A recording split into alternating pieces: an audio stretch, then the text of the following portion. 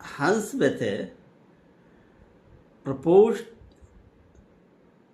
the thermonuclear reactions within the sun and within the stars for this much of energy.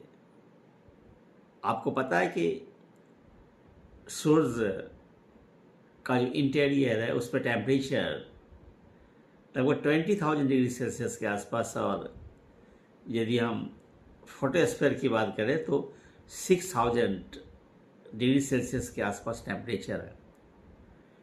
इतना अधिक temperature, इतना अधिक जो heat उसमें क्रिएट हो रहा है, इसका क्या ओरिजिन है?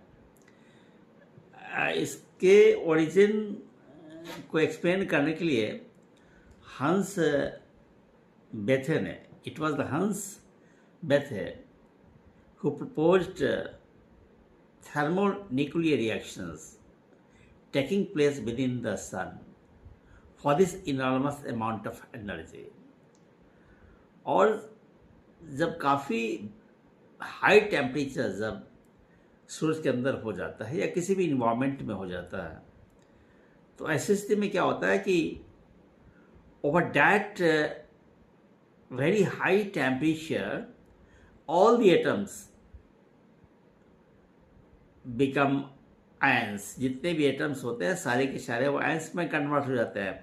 आयंस में कन्वर्ट होने का मतलब हुआ कि इलेक्ट्रॉन निकल जाते हैं, और नतीजा ये होता है कि जो भी मटेरियल होते हैं उसमें इलेक्ट्रॉन्स और इक्वल नंबर ऑफ न्यूक्लियाई होते हैं।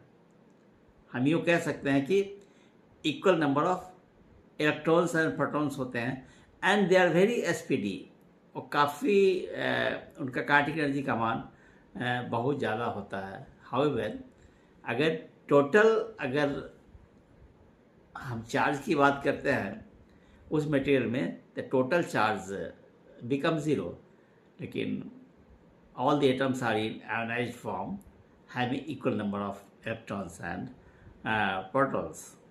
यदि थर्मोन्यूक्लियर रिएक्शन जो सूरज में हो रहा है उसकी बात करें तो 4 hydrogen nuclei combined together to give a helium nucleus, यानी 4 जो प्रोटॉन मिलकर के एक हीलियम न्यूक्लियस का निर्माण करता है सूरज के अंदर, और for every cycle it is 24 million electron volt of energy is released.